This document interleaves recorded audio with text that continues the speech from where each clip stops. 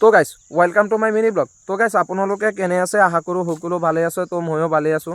তো গাইজ আজি ব্লগটোৰ জৰিয়তে এনে এটা কথা ক'ম যিটো নেকি আমাৰ লগত ঘটিছে। গাইজ আমি এনেকুৱা মানুহ মানে কিছুমান ভিডিঅ' ক্ৰিয়েটাৰসকলে জুবিন দা মৃত্যু হোৱাৰ পিছত সিহঁতৰ নিজৰ পেজক পপুলাৰ কৰিবলৈ জাষ্টিক বিচাৰি আছিল, কিন্তু আজি এই বস্তুটো বন্ধ হৈ গ'ল। কিয় বন্ধ হৈ গ'ল? গাইজ মই এইটো ক'বলৈ খোজোঁ, আমাৰ জুবিন দাৰ ন্যায়টো এতিয়ালৈকে পোৱা নাই। চাওক, মাহ গ'ল, বৰদিন গ'ল, দিনৰ পিছত দিন গৈ আছে, কিন্তু আমি এতিয়ালৈকে জুবিন দাৰ ন্যায় পোৱা নাই। আৰু আজি 31 ডিচেম্বৰ হয়, কালি 1 জানুৱাৰী, অৰ্থাৎ 2026 আহি যাব।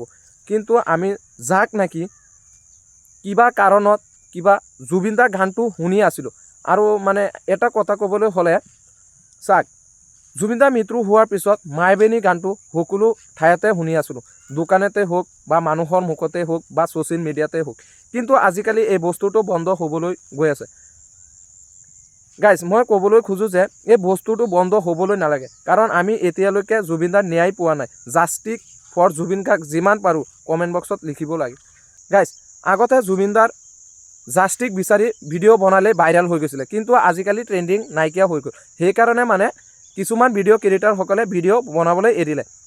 মানে সিহঁতৰ ক'বলৈ গ'লে মানে সিহঁতৰ পেজটোক পপুলাৰ কৰিবলৈ কাৰণে জাষ্টিক বিচাৰিয়ে আছিলে, কিন্তু আজিকালি এই বস্তুটো বন্ধ হৈ গ'ল। গাইজ আমি যিমান পাৰোঁ জাষ্টিক ফৰ জুবিন দাক ছ'চিয়েল মিডিয়াত এই বস্তুটো বন্ধ হ'বলৈ নিদিওঁ। গাইজ আমি যিমান পাৰোঁ জুবিন দাৰ ন্যায় বিচাৰি যাম, আৰু আমাৰ জুবিন দাৰ ন্যায় লাগিবই।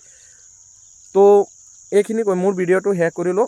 গাইজ মোৰ ভিডিঅ'টো কেনেকুৱা লাগিছে, যদি ভাল লাগিছে তেনেহ'লে লাইক কমেণ্ট কৰিব, আৰু লগতে মোৰ চেনেলটো ছাবস্ক্ৰাইব কৰিবলৈ নাপাহৰিব।